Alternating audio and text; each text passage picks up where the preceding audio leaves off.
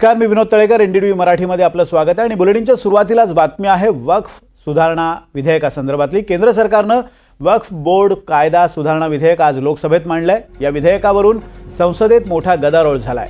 विरोधकांनी वक्फ बोर्ड सुधारणा विधेयकाला जोरदार विरोध केलाय. त्यानंतर अल्पसंख्याक मंत्री किरण रिजिजू यांनी विधेयकाला विरोधकांनी पाठिंबा द्यावा असं आवाहन केलं आणि या विधेयकाला पाठिंबा दिला तर तुम्हाला करोडो लोकांचा आशीर्वाद मिळेल. काही लोकांनी संपूर्ण वक्फ बोर्ड ताब्यात घेतले, त्यामुळे सामान्य मुस्लिम लोकांना न्याय मिळाला नाही असाही त्यांनी दावा केला आणि त्यांच्यासाठीच हे विधेयक आणल्याचं रिजिजूंनी म्हटलेलं आहे. या विधेयकाला काँग्रेस, समाजवादी पक्ष आणि टीएमसीनं मात्र विरोध केलाय.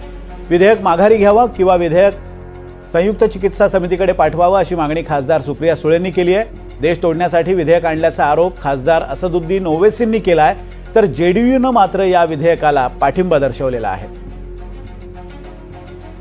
With full humility to this government to either withdraw it, and if they do not want to withdraw it, at least send it to a standing committee or make a committee together of the entire all party meeting and then do it. Please do not push agendas without consultations. I will not repeat a single point which earlier my kid, but the sad part is this, that we did not find about this bill from the parliament. We found out about this bill from the media. So is this the new way of this government working कि पहले media को बताएंगे फिर parliament होगा? तो हम पढ़ के parliament पहले media में बताएंगे पहले.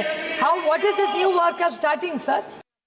By removing waqf by user, this government wants to take over dargah, masjid and waqf properties. Sir, take this example of 107. You have made it more difficult to be removed. Encroachment happens. Section 37 removes protection to waqf properties. Section 40 prejudicial amendments.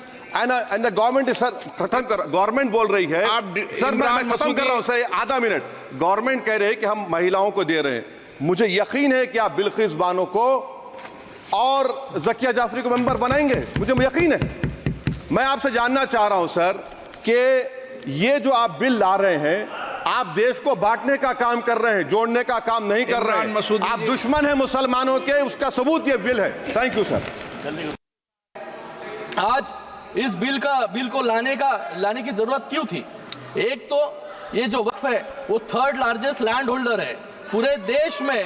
वक्फ के जमीन को लेकर 85,000 से ज्यादा 85,000 से ज्यादा मुकदमे चल रहे हैं sir, और 165 से ज्यादा मुकदमे सुप्रीम कोर्ट और हाई कोर्ट में है.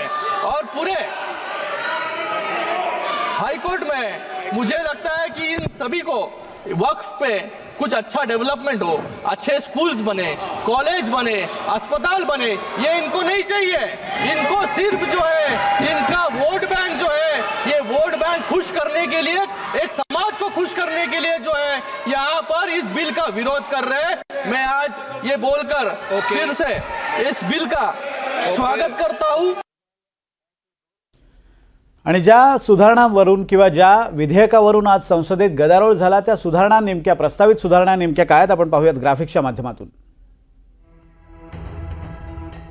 वक्फची मालमत्ता घोषित करण्याचा अधिकारावर अंकुश येणार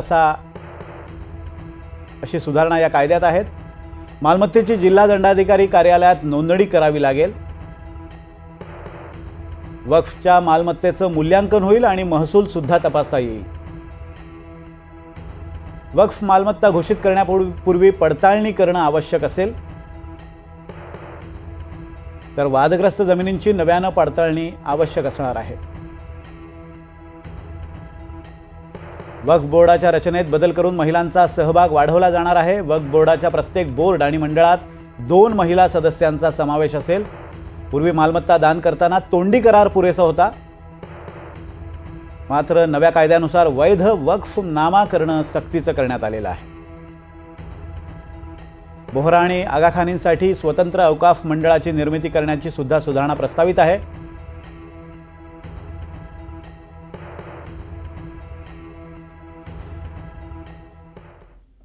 आणि एकूणच या सगळ्या मुद्द्यावर बोलण्यासाठी आपल्यासोबत इम्तियाज जलील आहेत, माजी खासदार आहेत आणि ज्या एमआयएमनं या वक्फ नव्या सुधारणा विधेयकाला विरोध केलेला आहे त्याचे ते प्रतिनिधी आहेत आणि त्यांनी सुद्धा संसदेत काम केलेलं आहे. त्यामुळे नेमकं कशा पद्धतीने तिथे या मुद्द्यावर आता पुढची वाटचाल असेल ते सुद्धा आपण त्यांच्याकडनं जाणून घेणार आहोत. त्याचबरोबर नेमका त्यांचा आक्षेप कशाला आहे ते सुद्धा आपल्याला जाणून घ्यायचं आहे. आणि अमोल पुसदकर आहेत, संघविचारक आहेत, त्यांना आपण त्यांच्याकडून जाणून घेणार आहोत की सरकारची नेमकी बाजू काय किंवा काय या सुधारणेमागचा हेतू आहे. मी सुरुवातीला इम्तियाज जलील यांच्याकडे जातो. जलीलजी, हे जे सुधारणा विधेयक आलेलं आहे, सरकार असा दावा करतंय की यामुळे वक्फ बोर्डामध्ये ज्या काही जे घोटाळे होत आहेत किंवा अनेक खटले प्रलंबित आहेत त्याला चाप बसेल आणि सर्वसामान्य मुस्लिमांना न्याय हक्क मिळतील, त्या जमिनींवर चांगले शाळा बनू शकतील, काही समाजोपयोगी उपक्रम तिथे राबवता येऊ शकतील. मग असं असताना MIMचा विरोध काय आहे? MIMचा विरोध नाही आहे असं एक तर MIMला सांगणं हे बरोबर नाही आहे. मला असं वाटतं की देशामध्ये राहणारे सगळे मुस्लिम समाजाला याचा विरोध आहे. आणि तुम्ही खरं म्हटलेले आहे की तुम्ही शेवटी जे म्हटलं की या वक्फची जे जमीन आहे त्याच्यावर आम्ही शाळा उभे करावे, आम्ही कॉलेजेस उभे करावे, मुलींसाठी शाळा हॉस्टेल्स तयार करावे आणि आमच्या जे बेरोजगार युवक आहेत त्यांना रोजगाराची संधी देण्यासाठी काही इंडस्ट्रियल प्लॉट्स असा त्याचा उपयोग व्हायला पाहिजे, त्याचा एक उद्देश हेच होता. पण दुर्दैवाने काय झालेलं आहे की मागच्या अनेक वर्षापासून सरकारमध्ये बसलेले मोठे जे नेते आहेत, आता तुम्ही महाराष्ट्राच्या बाबतीत बोलणार असेल कारण मी महाराष्ट्राच्या वक्फ बोर्डाचा सदस्य होतो, खासदार बरोबर आहे ती संपल्यापर्यंत, तर मला सगळं काही माहित आहे की कोणकोणती त्या मोठ्या नेत्यांनी आपल्या स्वतःच्या नावावर करून घेतलेली आहे आणि कशा प्रकारे करून घेतलेली आहे. तर मुतवल्लीला मॅनेज करायचं, सिटी सर्व्हे ऑफिसला मॅनेज करायचं, कलेक्टरला मॅनेज करायचं आणि हे सगळं प्रकरण.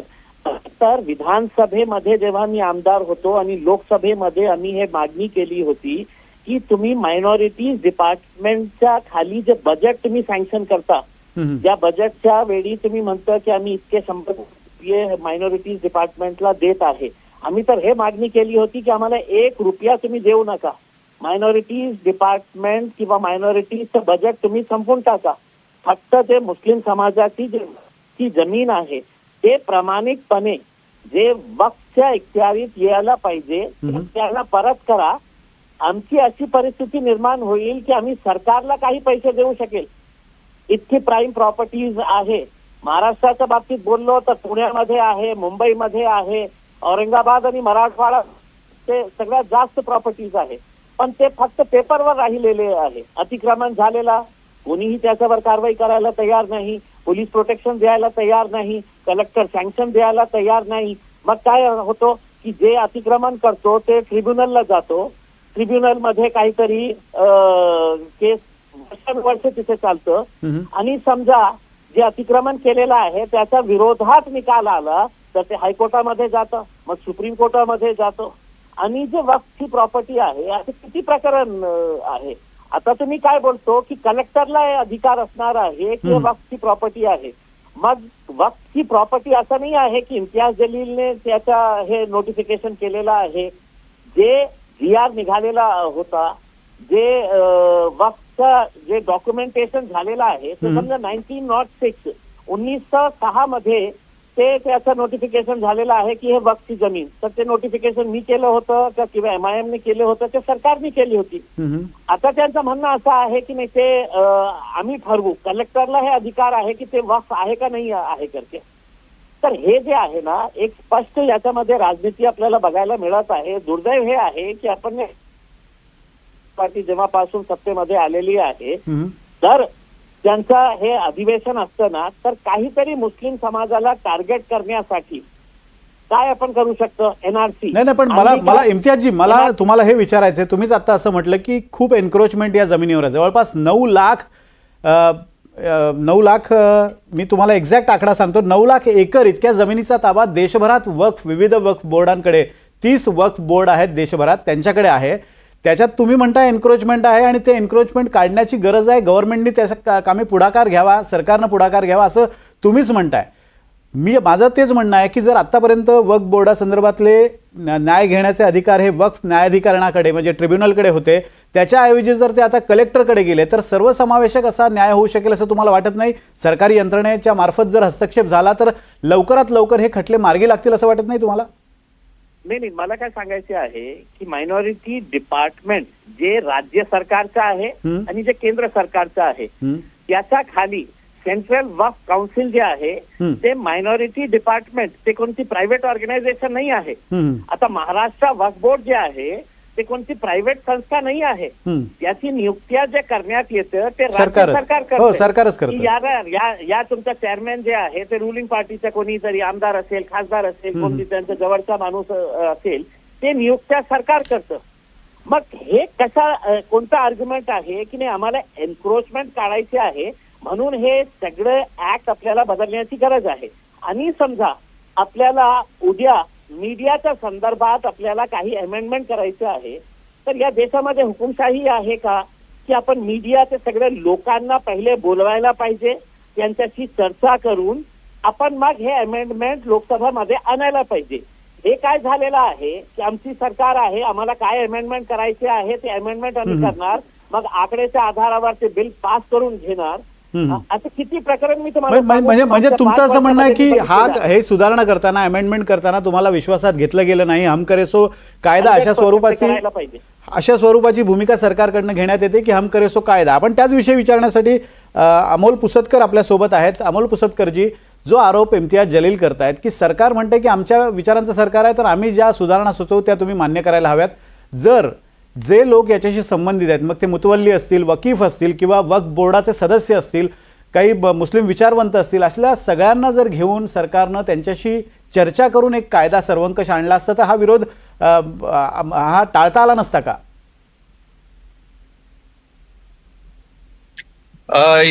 तुमचं म्हणणं आणि इम्तियाज जलील यांचं म्हणणं सुद्धा बरोबर आहे. आणि आपल्याला सुदृढ लोकशाहीसाठी कुठलाही कायदा जर देशामध्ये आणायचा असेल तर तो सर्वांच्या सहभागातनं आला पाहिजे, ही गोष्ट अगदी बरोबर आहे.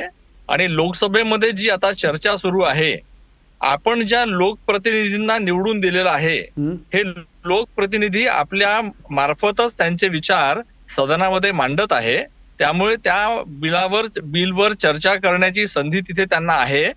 आणि हे जे वक्फचा जो मुद्दा आहे, आज आपल्याला माहिती आहे की देशामध्ये 85,000पेक्षा अधिक खटले याचसाठी प्रलंबित आहे.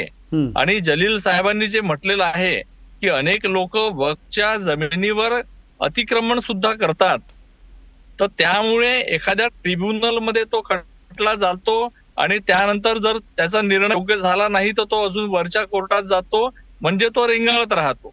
आणि म्हणून वक्फ बोर्ड आज देशातलं इतकं मोठं बोर्ड आहे, त्यांच्याजवळ 8 लाखापेक्षा अधिक संपत्ती आहे, तर यामध्ये काय व्हायला पाहिजे की जे सगळा कारभार आहे तो पारदर्शी व्हायला पाहिजे.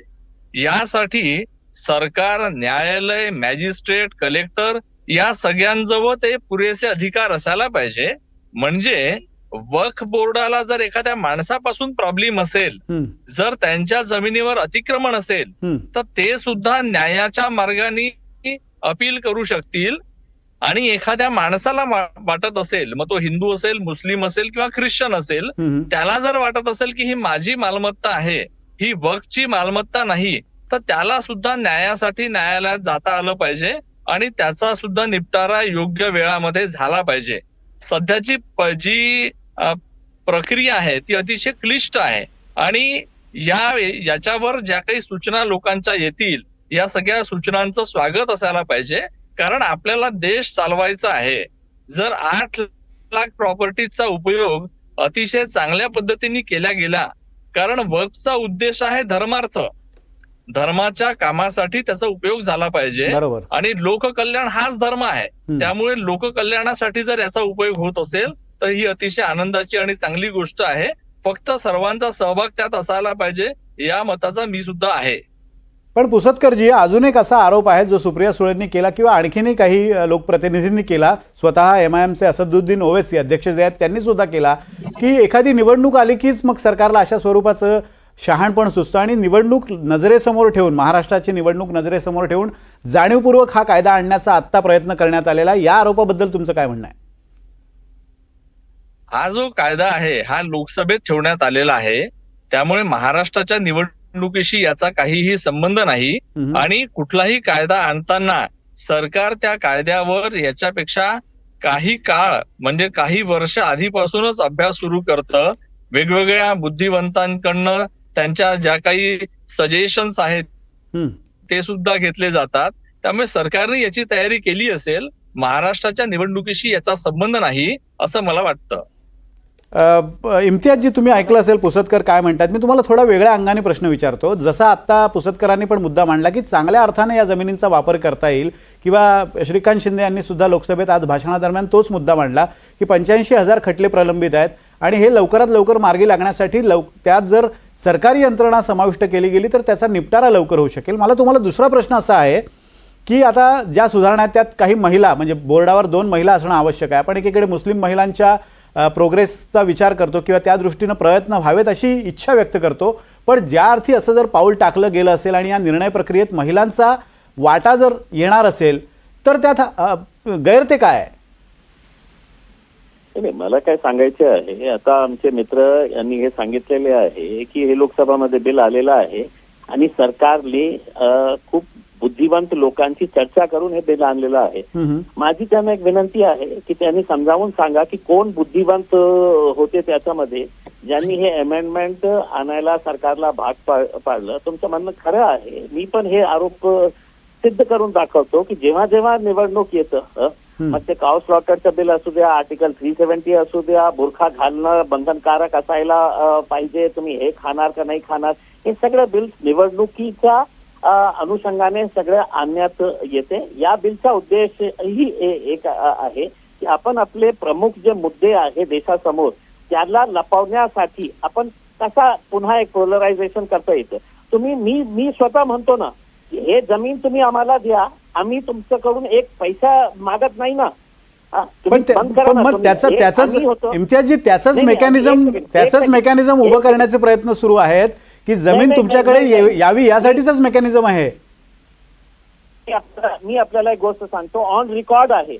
आम्ही लोकसभामध्ये उभे राहून, मी आणि माझ्या पार्टीचे अध्यक्ष असदुद्दीन अवैसी साहेबांनी लोकसभामध्ये आम्ही हे मागणी केली होती की तुम्ही इतके 1,000 कोटी रुपये दरवर्षी मुस्लिम समाजाला हजला जाण्यासाठी तुम्ही आम्हाला सबसिडी देते. तर आम्ही मागणी केली होती, एक मुस्लिम खासदार म्हणून आम्ही मागणी केली होती की आम्हाला हे हजची सबसिडी देशामध्ये बंद करा तुम्ही, आणि जे पैसे तुम्ही हजच्या सबसिडीवर लावत आहे त्या पैशातून तुम्ही मुस्लिम मुलींसाठी स्कूल्स आणि कॉलेजेस उभारा. मग त्यांनी काय ऐकलं की ज्यांना जे चांगलं ऐकायचं होतं ते ऐकलं त्यांनी सबसिडी बंद केली. मग मी आज चॅलेंज करतो की किती मुस्लिम मुलींसाठी किंवा मुलांसाठी किती स्कूल्स आणि कॉलेजेस तुम्ही उभे केले. जे पैसा तुम्ही आम्हाला देत होते, आम्ही तुम्हाला सांगितलं की आम्हाला नाही पाहिजे, हजला जायचं आहे, हे माझा अधिकार आहे, माझा पैसा असेल तर मी जाणार, नाही तर माझे नातेवाईक माझे मित्र मदत करतील, पण हे सरकारचा कारभार नाही आहे. तेच मला म्हणायचे आहे की वक्फची प्रॉपर्टी मॅनेज करण्याचा का कलेक्टरला अधिकार देण्यात येत आहे. महाराष्ट्रामध्ये आपण मायनॉरिटी कमिशनरेट तयार केलेला आहे. मग त्या मायनॉरिटी कमिशनरवर जबाबदारी टाका तुम्ही की वक्फची जे प्रॉपर्टी आहे तुम्ही त्याच्यावर निर्भर हे करा मॅनेज करा. आला तुमचा मुद्दा लक्षात आला. आपण त्याविषयी पुसदकरांना विचारूया. पुसदकरजी, तुम्ही ऐकलं असेल त्यांचं असं म्हणणं आहे की मुस्लिम समाजाचं भलं करण्याचा उद्देश जर सरकार म्हणत असेल तर फक्त हा एकच मार्ग आहे का? इतरही मार्ग आहेत की जसं की हजसाठी त्यांना एक निधी दिला जातो, तो न देता चांगल्या योजना राबवा त्या माध्यमातून, त्या निधीच्या माध्यमातून. फक्त याच जमिनींवर किंवा अशा मालमत्तांवरच सरकारचा डोळा का, अशा स्वरूपाचा त्यांचा आक्षेप आहे. मला असं वाटतं की कुठल्याही एका समाजासाठी कुठल्याही योजना राबवल्या जाऊ नये. त्या संपूर्ण 140 कोटी भारतीयांसाठी योजना राबविल्या गेल्या पाहिजे. आणि मुसलमान समाजासाठी जर सरकार काही करत असेल किंवा संपूर्ण देशासाठी जर सरकार काही करत असेल, आता जसं महाराष्ट्रामध्ये लाडकी बहीण योजना आलेली आहे, तर याच्यामध्ये मुस्लिम महिलांना सुद्धा त्याचा लाभ मिळतो आहे. घरकुल योजना असते तर त्याच्यामध्ये मुसलमानांना सुद्धा याचा लाभ मिळतो. त्यामुळे मला असं वाटतं की सरकारने हिंदू आणि मुसलमान असा भेदच करायला नको. सरकारने 140 कोटी भारतीयांसाठी आम्हाला काम करायचं आहे, त्यासाठी आम्ही शपथ घेतलेली आहे, अशा पद्धतीचाच विचार करायला पाहिजे. आणि इम्तियाज जलील साहेबांचं तर मला हे अतिशय चांगलं वाटलेलं आहे की मुस्लिम मुलींसाठी किंवा मुस्लिम मुलांसाठी पण काहीतरी सुरू केलं पाहिजे, त्यांच्या भल्यासाठी काही कामं केले पाहिजे. तर ते स्वतः खासदार आहे, त्यांनी लोकसभेत अशा चांगल्या गोष्टी मांडल्या पाहिजे. आणि कुठलाही समाज असो, मुसलमान समाज असो, हिंदू असो, ख्रिश्चन असो, इतर कुठलाही समाज असो, त्यांचा विकास झाला पाहिजे. प्रगत भारत त्याशिवाय बनणार नाही. त्यामुळे जलील साहेबांच्या ज्या काही सूचना असेल ते पॉवरफुल व्यक्ती आहे, त्यांनी लोकसभेमध्ये त्या मांडल्या पाहिजे. त्यांचा पक्ष सुद्धा प्रभावीपणे हा विषय मांडत असतो, त्यांनी पण मांडला पाहिजे आणि सगळ्या सूचनांचं स्वागतच झालं पाहिजे.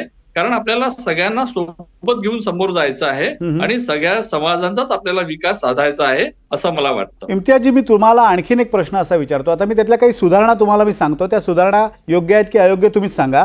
एखाद्या व्यक्तीला जर मालमत्ता वक्फ बोर्डाकडे दान करायची असेल, ज्याला आपण वकीफ म्हणतो, की पूर्वी तोंडी करार पुरेसा होता, आता त्याचा दस्तऐवज केला पाहिजे, म्हणजे वक्फनामा हा लीगल करावा, ही एक सुधारणा त्यातली आहे. दुसरं असं आहे की त्याच्यावर कॅगद्वारे नियुक्त केलेला एखादा ऑडिटर नेमण्याचे अधिकार केंद्र सरकारला देण्यात आलेले आहेत. त्यामुळे ट्रान्सपरन्सी क्रिएट होईल असा एक सरकारचा दावा आहे. ही दुसरी एक सुधारणा आहे. त्याच्यानंतर तिसरी सुधारणा आहे, 2 महिलांची नियुक्ती करावी, महिलांना सुद्धा चांगलं प्रतिनिधित्व त्यात मिळावं अशा स्वरूपाची एक सुधारणा आहे. आणि सगळ्यात महत्त्वाचं म्हणजे पूर्वी वक्फ न्यायाधिकरणाकडे म्हणजे ट्रायब्युनलकडे जो अधिकार होता तो आता कलेक्टरनी ठरवायचं आहे की सरकारी जमीन आणि वक्फची जमीन यातला जो न्यायनिवाडा आहे तो फक्त ट्रिब्युनलकडे न राहता तो कलेक्टरकडे द्यावा. जर या 4-5 सुधारणांमुळे चांगला परिणाम होणार असेल तर त्याला विरोध करणं कितपत संयुक्तिक वाटतं? ते प्रश्न माझ्यासाठी हा तुमच्यासाठी आहे इम्तियाजी, तुमच्यासाठी. पुसदकर, इम्तियाजींसाठी हा प्रश्न आहे. ओके. नाही बघा की मी महाराष्ट्र वक्फ बोर्डामध्ये सदस्य होतो आणि त्यामध्ये महिला आहेत. म्हणजे फौजिया मॅडम जे राज्यसभाची सदस्य आहे ती ऑलरेडी महिला आहे. आणि दुसरं आमच्या मित्रांनी सांगितलेलं आहे लाडली बहीण, हे सगळे लाडली बहीण, लाडली भाऊ, लाडले काका, लाडले मावशी, हे निवडणुकीच्या पुरती निका त्यांना खूप लाड येतं. आणि ज्या श्रीकांत शिंदेच्या बाबतीत तुम्ही बोललो, मी तुमच्या मार्फत श्रीकांत शिंदे साहेबांना हे सांगू इच्छितो की तुमच्या पक्षातले जे मोठे मोठे नेते, उस्मानाबादची जमीन कोणी हडपली, नाव सांगितलं तर तुम्ही अडचणमध्ये येईल. जालन्यामध्ये कोणी घेतलं, परभणीमध्ये कोणी घेतलं, तुमच्या पक्षातले लोकांनी मुस्लिम समाजाची जमीन हडपली आहे आणि तुम्ही लोकसभेमध्ये जाऊन हे बोलतो की नाही आम्हाला न्याय द्यायचा आहे. म्हणजे खाताना आपल्याला दिसत नाही की किती खाल्लेली आहे तुम्ही जमीन लोकांची आणि तुम्ही तिथे जाऊन आम्हाला शिकवण देत आहे. मला काय आहे की ट्रान्सपरन्सी पाहिजे ना, पण कोणत्या आधारावर तुम्ही हे अमेंडमेंट आणलेले आहे, कुणाशी चर्चा केलेली आहे, कोणत्या राज्यातले जे जितके वक्फ बोर्ड आहे का आम्हाला बोलवण्यात आले नाही होतं. जे मायनॉरिटी डिपार्टमेंटनी आणलेला आहे त्यांनी हे सगळ्यांची 2 दिवसाची 3 दिवसाची कॉन्फरन्स घ्यायला पाहिजे होती. चर्चा करायला पाहिजे होती की तुमचे सुझाव काय आहे बाबा सांगा. आणि आमचे मित्र म्हणणार आहे की खूप बुद्धिवंत लोकांनी त्याच्यामध्ये हे दिलेलं आहे. आता देशामध्ये बुद्धिवंत कोणी नाही राहिलेलं आहे ना, फक्त 2च आहे, एक नरेंद्र मोदी साहेब आहे, एक अमित शाह साहेब आहे. त्याच्यापेक्षा आपण बुद्धिवंत होते की ज्यांनी तुमचा मुद्दा लक्षात आला. आपण राजकीय आरोप प्रत्यारोपात नको जाऊया. मी तुम्हाला या दोघांनाही नाव सांगा ना, कोणत्या आधारावर तुम्ही हे अमेंडमेंट कोणाच्या सांगण्यावरून आणलेले आहे. इम्तियाजी, तुम्हालाही माहिती आहे की एखादा कायदा त्यातली सुधारणा प्रस्तावित होत असताना एक वेगळी मोठी प्रोसिजर असते आणि ती इतकी लेंदी प्रोसिजर असते, त्यात अनेक गोष्टी इन्क्लूड असतात. तुम्ही स्वतः विधानसभेत काम केलेलं आहे, संसदेत काम केलेलं आहे, तुम्हाला ही प्रोसिजर माहिती आहे. विधानसभे आणि लोकसभेमध्ये पण काम केलेलं आहे. पण ज्या प्रकारे जेव्हापासून हे सरकार सत्तेमध्ये आलेली आहे, विचारणा चर्चा यांचा भागच नाही आहे. त्यांच्याकडे आकडे आहे, आपण कोणत्याही बिल आणायचं आणि मग आकड्याच्या आधारावर ते बिल पास करून घ्यायचं. आम्ही काही अमेंडमेंट मध्ये त्रुटी काढले की नाही हे बरोबर नाही आहे तर व्हॉइस व्होटने ते कशा प्रकारे पाडण्यात येतं आम्ही 5 वर्ष बघितलेले आहे. तर स्पीकर म्हणतो रिजेक्ट, रिजेक्ट म्हणजे रिजेक्ट, तुम्ही कितीही ओरडा काय करायचं. म्हणजे इम्तियाजी माझा वेळ संपतोय. म्हणजे तुमचा मुद्दा हा आहे की कायद्यात सुधारणा ते आणणं गैर नाही आहे. तुमचा आक्षेप आहे ती कशा पद्धतीने आणली गेलेली आहे. जर चर्चा करून आणि योग्य त्या मार्गाने आणली गेली असती तर तुम्हाला त्याचा विरोध नव्हता. हा तुमचा मुद्दा आहे. तुमचा मुद्दा लक्षात आलेला आहे. पुसदकर आणि इम्तियाज जलील या दोघांचेही आभार या चर्चेत सहभागी झाल्याबद्दल. आणि मी एक मुद्दा या ठिकाणी नक्की नमूद करू इच्छितो की वक्फ बोर्डाकडे जमीन 9 लाख एकर इतकी प्रचंड आहे, ज्याची किंमत आज जवळपास 1.25 लाख कोटींच्या आसपास आहे. भारतीय संरक्षण दल, त्याखालोखाल रेल्वे आणि त्याखालोखाल तिसरा मोठा जमीन मालक म्हणून 30 वक्फ बोर्ड म्हणजे वक्फ बोर्ड आहे आणि त्यांच्याकडे इतक्या मोठ्या प्रमाणावर जमीन आहे. आता त्यातली जवळपास 60 ते 70% जमीन ही एन्क्रोचमेंट अंडर आहे. त्याचबरोबर विविध कज्जे त्यावर सुरू आहेत, खटले सुरू आहेत. या जमिनींचा योग्य तो वापर होण्यासाठी हे खटले लवकरात लवकर मार्गी लागण्याची गरज आहे आणि त्यासाठी सुधारणा आणल्या जात आहेत असं सरकारचं म्हणणं आहे. पण विरोधक असं म्हणतायत की या सुधारणा आणताना जर योग्य त्या मार्गानं सर्वांशी चर्चा करून आणल्या असतं तर त्यात अधिक संयुक्तिक ठरलं असतं. दोन्हीकडच्या या बाजू आहेत. आता यावर सरकारला निर्णय घ्यायचा आहे की नेमकं करायचंय काय. धन्यवाद.